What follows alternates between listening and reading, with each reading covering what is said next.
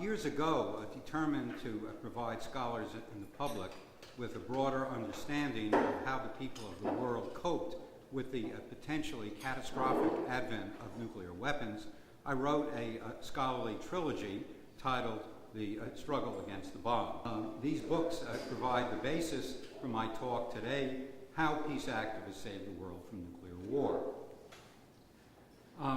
What accounts for the fact that since 1945, the world has avoided nuclear war?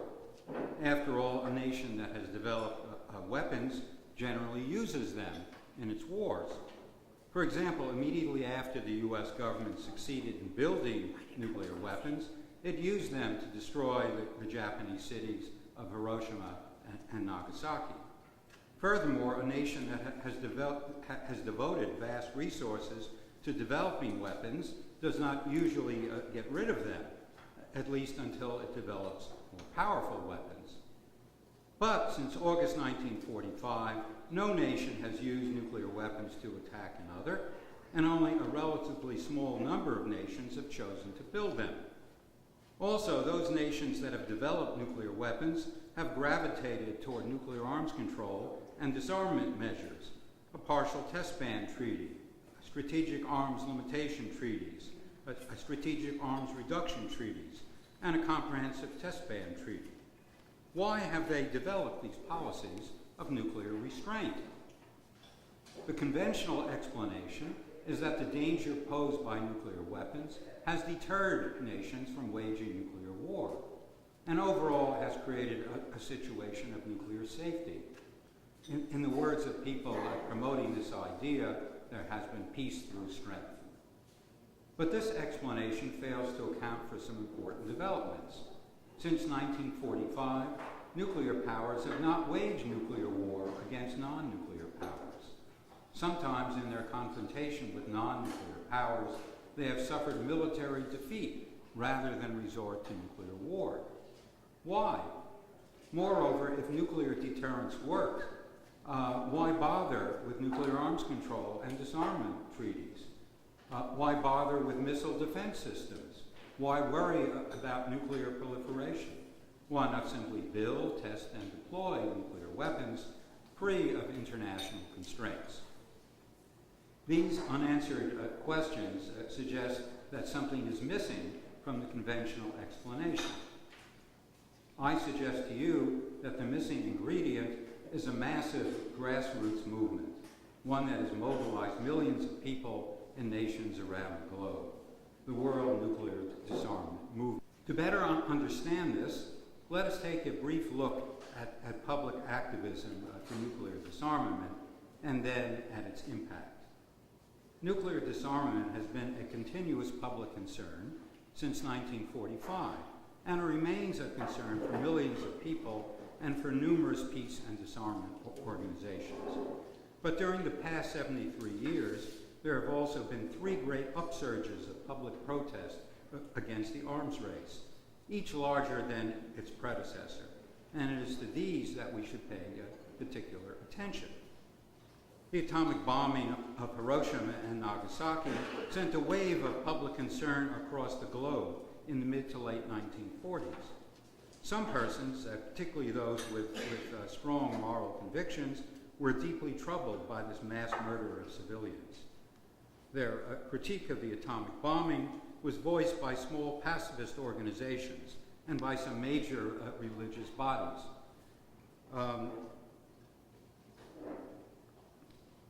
Many more people, though, feared that the development of nuclear weapons would lead to the destruction of the planet. Warning that the choice was one world or none, scientist groups and world government organizations sprang up around the world. Here's one speaker on a street corner in New York City. Is it New York? Yes, the Bronx. In the United States, Manhattan Project scientists organized the Bulletin of the Atomic Scientists. In Japan, the survivors of the atomic bombing began to hold anti-nuclear gatherings, including Hiroshima Day commemoration ceremonies. And here's Hiroshima during one of the first of the those ceremonies. For the most part, the pacifists, the atomic scientists, the world government advocates, and the Japanese survivors worked together in an attempt to stimulate popular revulsion to nuclear war and public demands for nuclear arms controls. Although this first surge of citizen activism faded with the heightening of the Cold War, the escalation of the nuclear arms race, and particularly H-bomb tests, hydrogen bomb tests, triggered an even more vigorous upsurge of protest in the late 1950s and early 1960s. In a widely publicized appeal, Bertrand Russell and Albert Einstein warned of the prospect of nuclear annihilation. Other prominent intellectuals, such as Albert Schweitzer and Linus Pauling, soon followed their example. Through the Pugwash movement developed by Russell and Joseph Rotblat,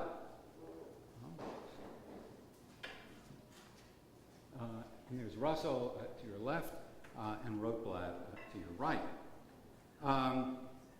Eminent scientists on both sides of the Iron Curtain began a series of meetings on the nuclear danger. Between 1958 and 1965, 13 Pugwash conferences were held, with the largest in September of 1962, drawing participants from 36 countries. Ban the Bomb movement sprang up in numerous nations. The Campaign for Nuclear Disarmament, CND, in Britain, Canada, Australia, and New Zealand.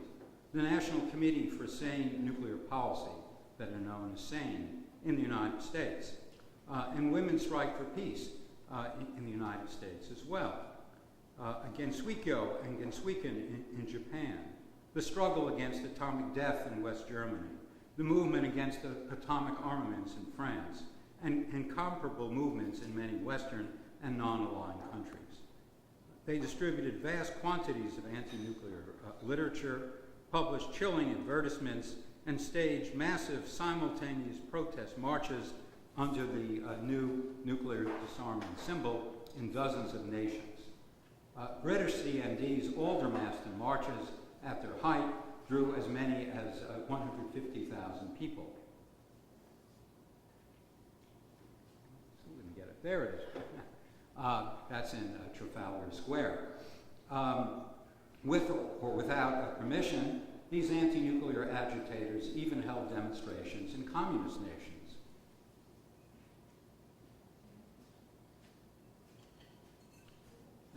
There's one going through Red Square, and those are participants from the United States and European nations allowed to march through the Soviet Union with signs simply saying ban the bomb, no test, east or west.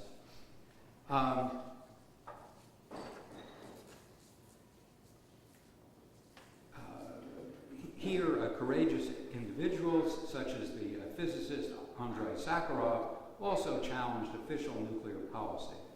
Meanwhile, opinion polls revealed overwhelming popular distaste for nuclear war and support for abolishing nuclear weapons.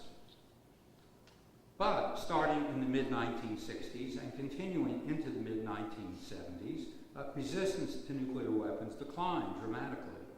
Exhausted by a decade of anti-nuclear struggle, some activists retreated into private life. Furthermore, like the general public, many were convinced by the partial test ban treaty of 1963 and by growing Soviet-American détente that the era of nuclear crisis had come to an end. Finally, activists were drawn into the movement against the Vietnam War and other avant-garde causes. Consequently, nuclear disarmament organizations dwindled in size and changed their focus, while nuclear issues ceased to receive much attention from the general public. Even so, the anti-nuclear struggle resumed in the late 1970s, when radioactive contamination from nuclear power plants renewed nuclear fears, the end of the Vietnam War freed peace groups to focus on the nuclear issue, and the Cold War reemerged. In this context, older anti-nuclear groups started to revive and newer ones to appear. By 1980, U.S. peace groups were lining up behind a nuclear freeze, an idea proposed by defense analyst Randy Forsberg. There she is. She died some years ago. Meanwhile, West European groups pulled together by an appeal for European nuclear disarmament, END, issued by the historian E.P. Thompson. And here's Thompson speaking at an anti-nuclear rally in Britain. And other European activists were gearing up to oppose the deployment of a new generation of devastating Euro missiles, Cruise and Pershing II missiles from NATO, and SS-20s from the Soviet Union. This revival skyrocketed into mass protest after 1980, largely thanks to the advent of the hawkish Reagan administration with its loose talk of nuclear war. END was soon coordinating a huge anti-nuclear campaign throughout Europe.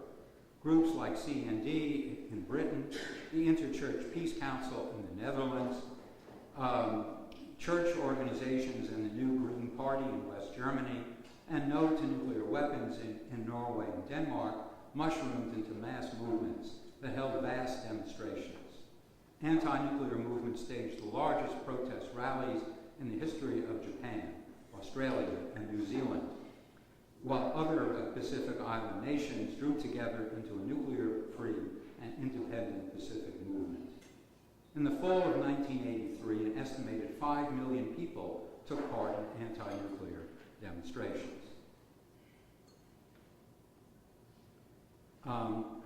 In most of these countries, the movement could mobilize strong support from professional groups, religious bodies, unions, and social democratic parties.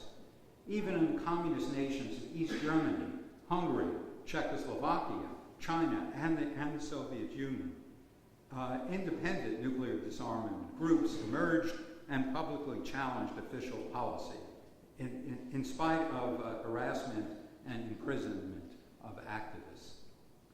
In the United States, older organizations like SANE, as well as newer ones like Physicians for Social Responsibility, grew rapidly. In June 1982, nearly 1 million Americans turned out for a New York City rally against the nuclear arms race, the largest demonstration up to that point in U.S. history.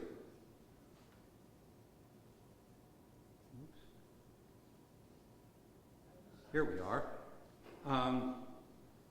going through New York City, starting in New York Central Park. Meanwhile, the nuclear weapons freeze campaign, designed to stop the nuclear arms race through a Soviet-American agreement to halt the testing, development, and deployment of nuclear weapons, drew the backing of most peace groups, major unions, and mainstream religious bodies. Despite efforts by the Reagan administration to discredit the freeze movement, polls found that it drew the support of 70 to 80% of the American public. In the fall of 1982, a majority of voters backed the freeze in 9 of the 10 states where it appeared on the ballot. In 1984, it was made part of the Democratic Party's presidential campaign platform. International organizations also played a very important role in the anti-nuclear campaign. For example, International Physicians for the Prevention of Nuclear War, organized by a prominent U.S. cardiologist, Dr. Bernard Lau, and a Soviet counterpart, Dr. Evgeny Chezov, IPPNW held its first convention in March 1981 in Washington, D.C., drawing doctors from 12 countries. By the time of its 5th International Congress in Budapest, IPPNW had affiliates in 41 nations, representing 135,000 physicians. Through most of its activities, it worked to discredit the very idea of nuclear war. But it also campaigned to halt the nuclear arms race, circulating a petition along these lines that netted more than 1 million signers, about 25% of the world's physicians. In October 1985, as a reflection of the group's profound impact upon world affairs, it was announced that IPPNW had been awarded the Nobel Peace Prize. Although public protest against the bomb waned somewhat in the latter part of the 1980s, the movement retained substantial strength. Only in the 1990s, with the end of the Cold War, did it sharply decline. Now, is there evidence of a connection between these upsurges of mass protest and the policies of nuclear restraint that I began with? There is, and it is available in abundance. It reveals that top government officials closely watched the nuclear disarmament movement, ordered numerous surveys of public attitudes toward nuclear weapons, and were deeply shaken by what they found. Although the leaders of the nuclear powers fought back with vast public relations campaigns designed to spark popular support for nuclear weapons, or at least their nuclear weapons, and undermine their critics, such efforts came to naught. Ultimately, government officials found it necessary to compromise with an anti-nuclear public. In the late 1950s and early 1960s, numerous governments interested in building nuclear weapons but battered by waves of anti-nuclear protests decided reluctantly not to develop the bomb. They included the governments of West Germany, Sweden, and Switzerland. The Japanese government, perhaps the most shell-shocked by the popular protests, issued a proclamation of 3 non-nuclear principles: a refusal to manufacture, possess, or introduce nuclear weapons into Japan. The Canadian government moved to phase nuclear weapons out of its national defense program. In response to anti-nuclear agitation in later years, there were also important shifts in other lands. New Zealand banned visits of nuclear warships. Australia refused to test MX missiles. India halted work on nuclear weapons, and its new Prime Minister, Rajiv Gandhi, called for a nuclear-free world. The Philippines adopted a nuclear-free constitution and soon shut down U.S. military bases housing nuclear weapons. South Africa decided to scrap its nuclear weapons program. But you might be thinking to yourselves, nothing stopped the U.S. government from proceeding with the nuclear arms race. Or did it? Let's examine the record carefully. The Truman administration began with a very positive view of nuclear weapons and with no plans for nuclear arms controls. Truman regarded the bomb as, quote, the greatest thing in history. And yet, within a short time, under intense public pressure, the president came around to authorize the development of the Baruch Plan, the world's first serious nuclear disarmament proposal. Similarly, when the Eisenhower administration came to office in 1953, here's Eisenhower and his cabinet, it had no interest whatsoever in nuclear arms controls or disarmament. Instead, it was committed to responding to any form of communist aggression by launching a full-scale nuclear war, what it called massive retaliation, as well as to integrating nuclear weapons into conventional war. Nuclear weapons, President Eisenhower declared publicly, should, quote, be used just exactly as you would use a bullet or anything else. But H-bomb tests unleashed such a torrent of protests that U.S. officials were forced to consider nuclear arms controls, including a nuclear test ban. As Secretary of State John Foster Dulles secretly conceded in a top-level meeting, there had developed, quote, a popular and diplomatic pressure for limitation of armament that cannot be resisted by the United States without our forfeiting goodwill of our allies and the support of a large part of our own people. That's Secretary of State Dulles reporting to the President and the Secretary of Defense and others at a high-level meeting on just this issue. By the late 1950s, U.S. action had become a political necessity. In 1957, after government weapons scientists, led by Edward Teller, made a sales pitch for continued nuclear testing, President Eisenhower retorted that, quote, we are up against an extremely difficult world opinion situation, unquote, and the U.S. government could not, quote, permit itself to be crucified on a cross of atoms. The U.S. government could not, quote, permit itself to be crucified on a cross of atoms. When in March 1958, the Soviet government began a unilateral halt to nuclear testing, the U.S. government was on the spot.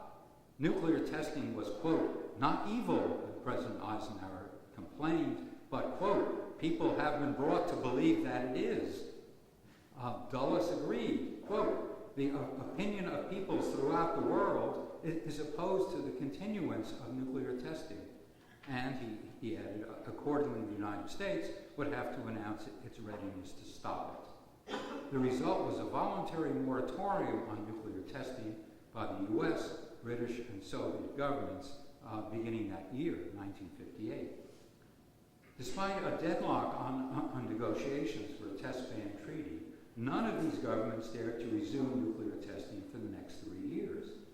Even when the Russians started up atmospheric tests again in the fall of 1961, the U.S. government remained hesitant. President Kennedy agreed with his Secretary of State, Dean Rusk, who warned that there would be a, quote, serious political reaction were we to resume testing.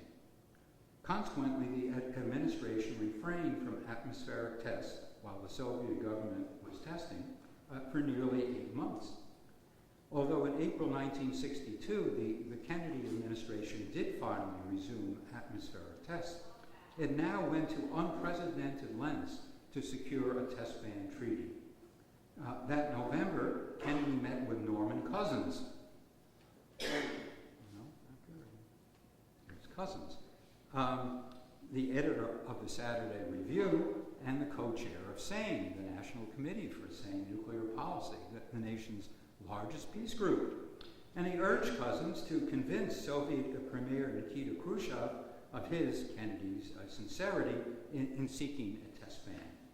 Cousins began shuttling between the two world leaders, and in the spring of 1963 convinced Kennedy to deliver a speech that would signal a break with past hostility toward the Soviet Union.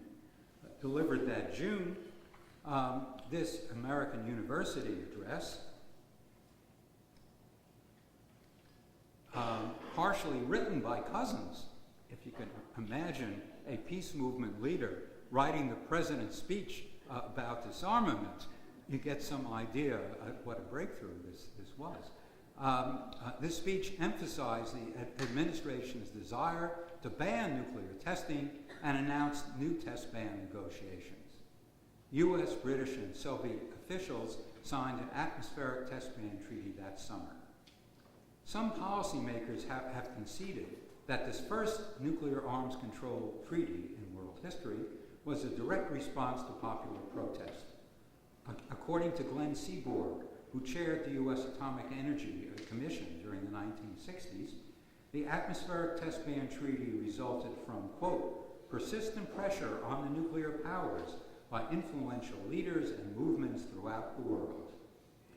McGeorge Bundy, Kennedy's national security advisor, wrote that he agreed with Seaborg that the test ban, quote, was achieved primarily by world opinion. Some officials were even more specific. Jerome Wiesner, Kennedy's White House science advisor, gave the major credit for pushing President Kennedy toward the treaty to SANE, Women's Strike for Peace, and Linus Pauling. The movement's effectiveness is underscored by its impact on the Reagan administration.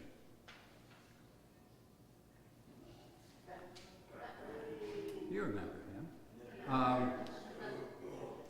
Ronald Reagan had opposed every nuclear arms control measure negotiated by Democratic and Republican presidents. And his top national security officials were drawn from the ultra-hawkish Committee on the Present Danger. Nuclear arms controls, they believed, were extremely dangerous. The policy of these Reaganites was to sponsor a vast U.S. nuclear buildup. Not surprisingly, they panicked at the rise of the nuclear freeze campaign, launching a major public relations effort to counter it.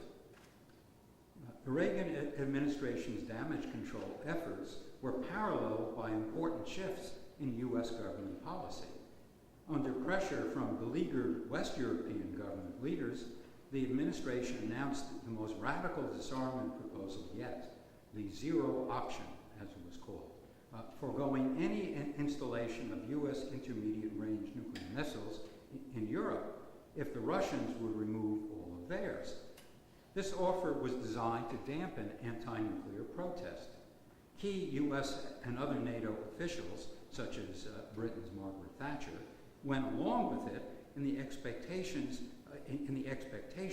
that the Russians would reject it, for it traded a U.S. deployment plan, hadn't taken place yet, for Soviet SS-20 missiles already in place. But it did commit the U.S. government to a sweeping program of nuclear disarmament, if the Soviet government was willing to take the plunge. Over the ensuing months, when the Russians displayed a lack of interest in the Reagan Euromissile proposals, the Reagan administration continued to back away from its hard line. First, it toyed with the walk-in-the-woods formula for the missiles proposed by U.S. arms control negotiator Paul Nitze. Then, in the face of fierce West European resistance, it also scrapped its announced plans to deploy the neutron bomb. Anti-nuclear efforts also affected U.S. strategic arms policy. Strategic arms are the big intercontinental missiles. By building the MX missile, the administration planned a dramatic expansion and modernization of the land-based U.S. intercontinental ballistic missile system. But Congress, and particularly the congressional Democrats, who had begun to court disarmament groups, refused to support the Reaganites' plan. Ultimately, after years of exhausting effort, the administration managed to secure funding for only 50 of the 200 MX missiles originally proposed. Recalling the administration's frustration at its failure to substantially upgrade its ICBM force, Secretary of State George Shultz lamented, quote, "Given the political climate in the United States, we could not keep pace in modernization, production, and deployment of these deadly weapons." And of course, this in turn meant that reducing Soviet ICBMs through a disarmament agreement became ever more important to U.S. officials. That is, since they couldn't keep up with the Russians, since the Americans couldn't get funding to build up their missile program, the best thing they could do was to see to it that the Russians didn't build any more, right? So disarmament was suddenly necessary.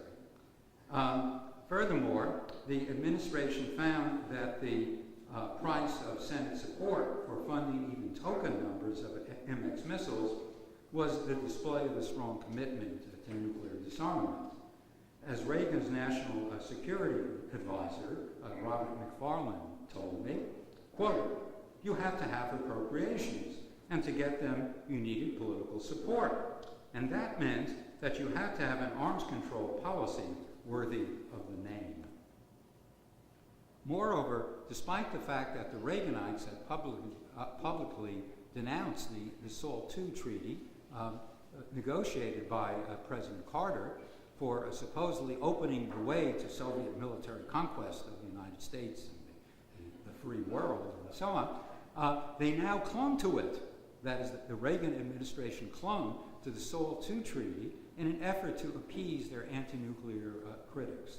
Thus, year after year, they accepted the limits of this unratified treaty, one that they believed that the Soviet Union violated. To be sure, with the Russians quite unyielding as to an intermediate nuclear forces treaty, the zero option, the administration did begin deploying the Cruise and Pershing II missiles in Western Europe in late 1983. But in the context of the massive public protests, Reagan grew seriously rattled.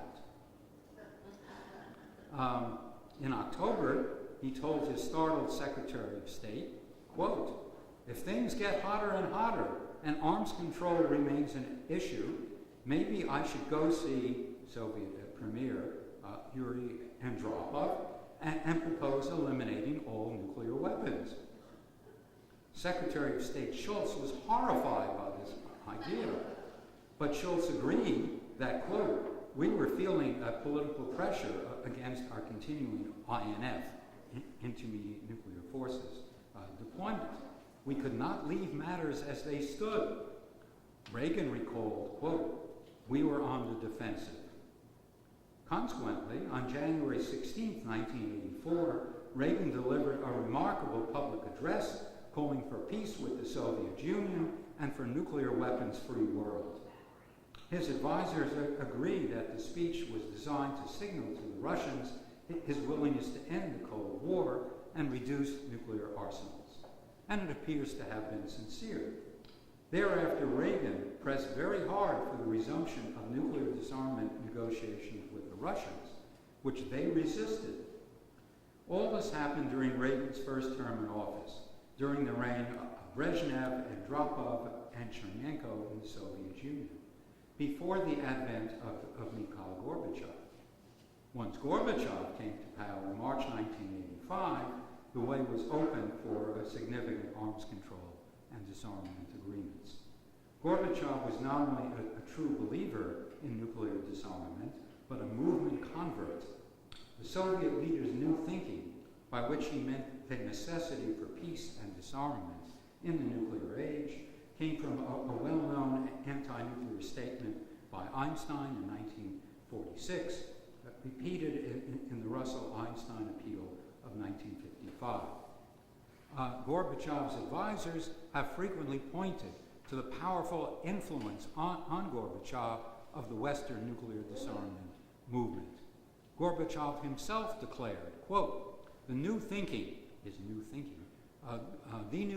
took into account and absorbed the conclusions and demands of the movements of physicians, scientists, and of various anti-war organizations.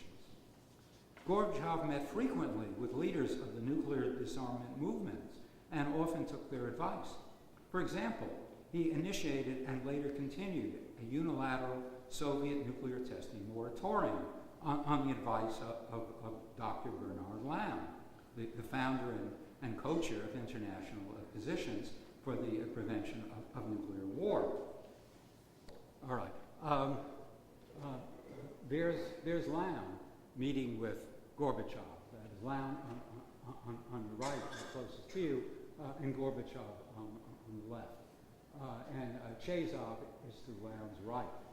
Remind me during the question period. I'll be glad to get back to you with a story Lamb told me about this meeting and what happened.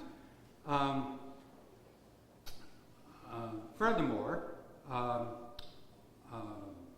Gorbachev decided against the building of a Star Wars anti-missile system on the advice of key anti-nuclear scientists. He split the Star Wars issue from the INF issue, thus taking the crucial step toward the Intermediate Nuclear Forces Treaty. This too was based in large part on the arguments made to him by US and Soviet scientists. Gorbachev's decision also reflected public sentiment. At the key meeting of the Soviet Politburo in February 1987, Gorbachev secretly told Soviet party leaders that delinking Star Wars from INF would, quote, be our response to the state of public opinion in the world. When Gorbachev suddenly called the US bluff by agreeing to remove all the Euro missiles from Europe, his zero option, it horrified NATO's hawks, who of course had never taken this seriously, but had proposed it. But as Schultz recalled, quote, if the United States reversed its stand now, such a reversal would be political dynamite. Or as Kenneth Edelman, Reagan's hawkish director of the Arms Control and Disarmament Agency, put it, we had to take yes for an answer. Thus, in late 1987, Reagan and Gorbachev signed the INF Treaty, which removed all intermediate-range nuclear missiles from Europe. Can you adjust it so the next one. And there they are shaking hands at the treaty signing.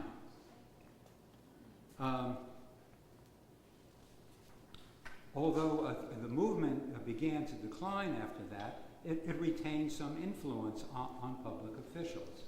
President George H.W. Bush and his Secretary of State, James Baker, felt that Reagan had moved too fast and too far toward nuclear disarmament and abruptly halted disarmament negotiations. In fact, the U.S. and British government wanted to significantly upgrade and expand short-range nuclear forces in Western Europe. That is, having been pressured to remove U.S. intermediate-range nuclear missiles, they said, well, we have to compensate for that. Let's put in new short-range nuclear missiles. But a number of West European governments, frightened at the prospect of a revival of public protest, resisted this move. When Gorbachev heightened popular demands for nuclear disarmament by removing short-range missiles from Eastern Europe unilaterally, Baker was horrified. The Secretary of State wrote in his memoirs, quote, "We were losing the battle for public opinion. We had to do something. NATO could not afford another crisis over deploying nuclear weapons." Thus, the Bush administration retreated and agreed to negotiate missile reductions.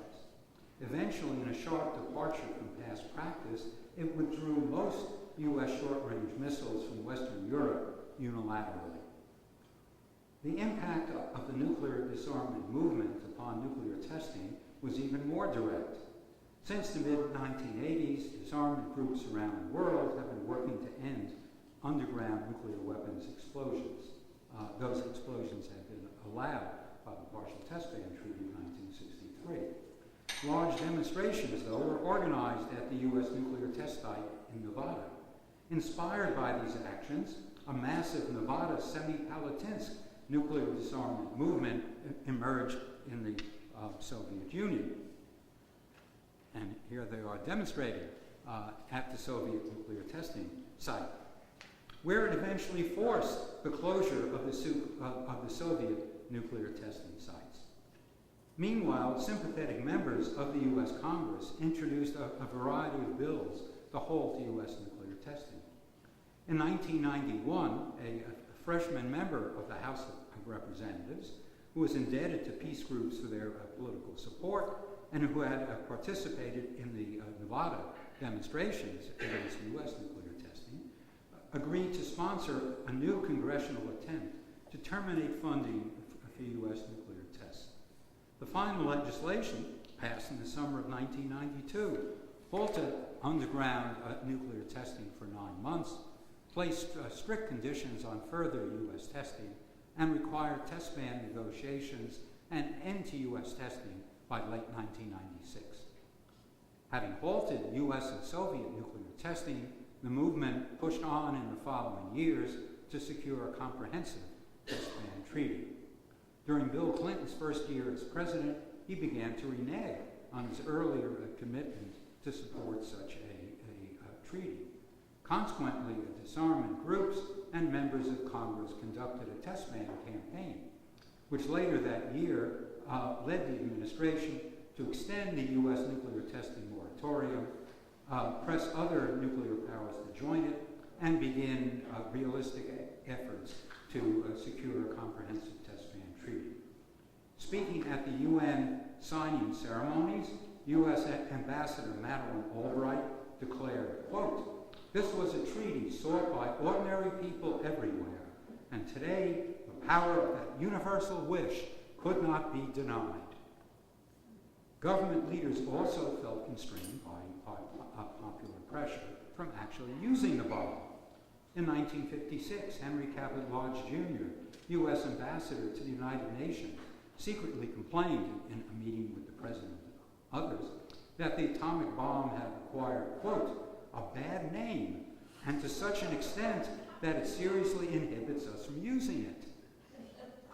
Indeed, later that year, when the Joint Chiefs of Staff and other administration officials called for greater flexibility in the U.S. employment of nuclear weapons, Eisenhower responded, quote, the use of nuclear weapons would raise serious political problems in view of the current state of world opinion. In mid-1957, countering ambitious proposals from the Joint Chiefs for nuclear war fighting, Dulles told a National Security Council meeting, a secret meeting of course, that, quote, world opinion is not yet ready to accept the general use of nuclear weapons. Brushing off pleas from the Secretary of Defense to use them, Dulles remained adamant that the United States must not, quote, get out of step with world opinion.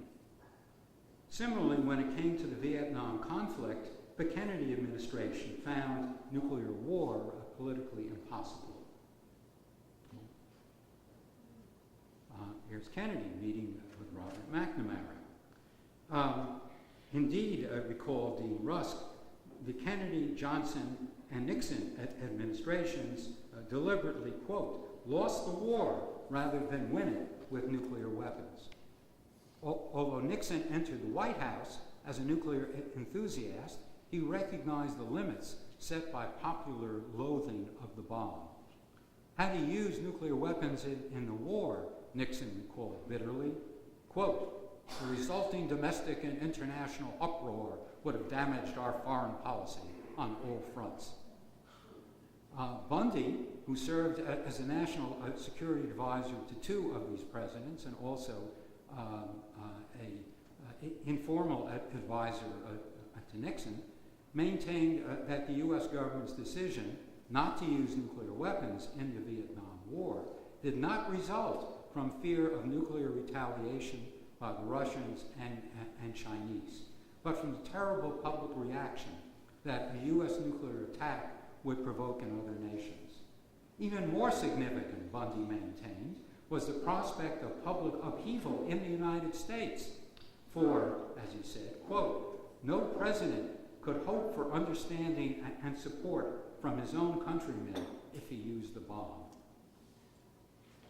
This nuclear taboo seemed to dissipate with the advent of the Reagan administration, whose top national security officials, from the president on down, entered office talking of fighting and winning a nuclear war. But this position quickly changed as the administration came to recognize that its glib talk of nuclear war was a political disaster that played into the hands of its critics.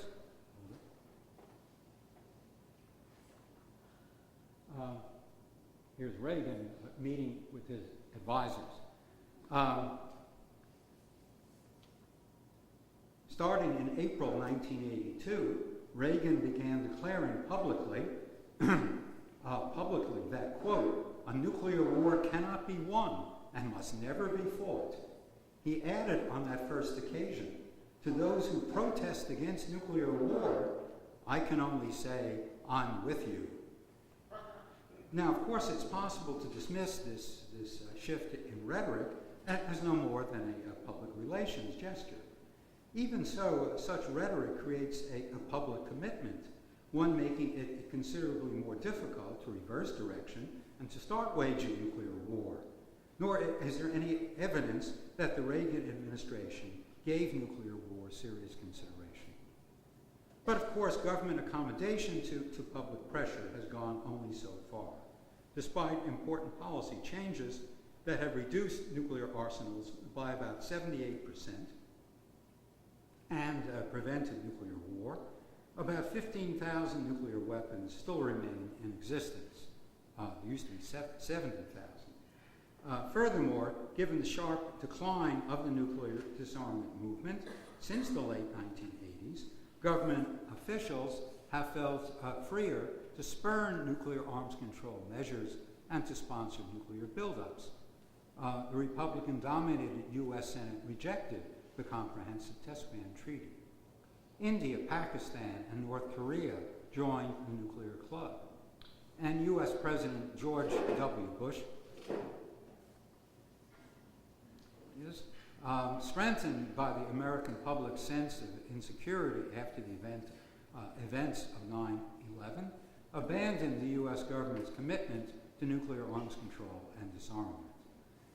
the Bush administration pulled the United States out of the Anti-Ballistic Missile Treaty, opposed any effort to ratify the Comprehensive Test Ban Treaty, and pressed Congress for funds to develop new, more usable nuclear weapons. Recently, there were indications that the world was getting back on the disarmament track. Congress rejected the Bush administration proposals for new nuclear weapons. Former top national security officials in the United States and abroad spoke out in favor of nuclear abolition. And in 2008 and 2009, Barack Obama publicly championed the building of a nuclear weapons-free world. These were popular positions. In December 2008, an opinion survey conducted in 21 nations found that in 20 of them, large majorities, ranging from 62 to 93%, favored international agreement for the elimination of all nuclear weapons. Even in the only holdout nation, Pakistan, a plurality, 46%, supported building a nuclear weapons-free world. The support for nuclear abolition included 77% of the people polled in the United States. Nonetheless, in the past few years, this nuclear disarmament momentum has slowed considerably. After difficulties with Senate ratification of the New START Treaty, the Obama administration abandoned efforts for other incremental agreements and dropped its nuclear-free world rhetoric. In fact, it announced plans for a massive U.S. nuclear weapon modernization program. This nuclear weapons modernization plan, eagerly embraced by the Trump administration and now underway, is estimated to cost as much as $1.7 trillion over the next 3 decades. And new nuclear weapons programs are also underway in the other nuclear-armed nations. Worst of all, we today have a U.S. president who is not only remarkably rash, vindictive, and mentally unstable, but whose official nuclear posture review lowers the threshold for the use of nuclear weapons, and who was just this year publicly threatened to totally destroy both North Korea and Iran through nuclear war. Not surprisingly, the editors of the Bulletin of the Atomic Scientists have moved the hands of their famous doomsday clock forward, setting them at 2 minutes to midnight. Fortunately, all is not lost, at least not yet. One promising sign is that the vast majority of the world's people and nations are fed up with the nuclear arms race and with threats of nuclear war. As a result, in July 2017, the United Nations, by an overwhelming vote of the world's nations, adopted the world's first treaty banning nuclear weapons.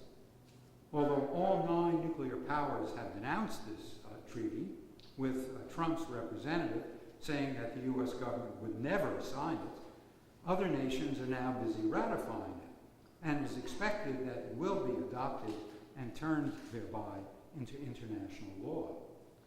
Furthermore, as we've seen, popular pressure has worked before. Why can't it do so again? Yes, that kind of popular pressure is largely missing at the moment. The public is not mobilized for action as it once was. There's that last photo.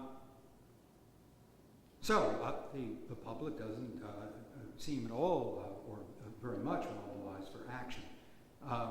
When in the past it played a crucial role in curbing the nuclear arms race, reducing nuclear arsenals, and rejecting nuclear war. So what I am suggesting to you is that you help to revive public pressure against nuclear weapons and nuclear war.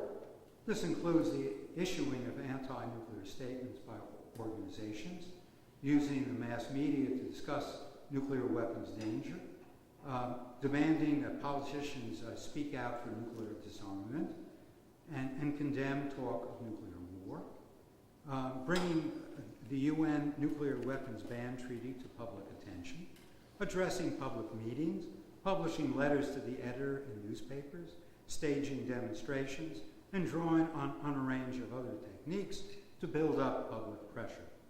In short, do some consciousness raising about the menace that still confronts us, the utter destruction of the world through nuclear war. Also, of course, with congressional elections coming up this November, it wouldn't be a bad idea to replace hawkish legislators with those who are willing to push back against the looming nuclear catastrophe.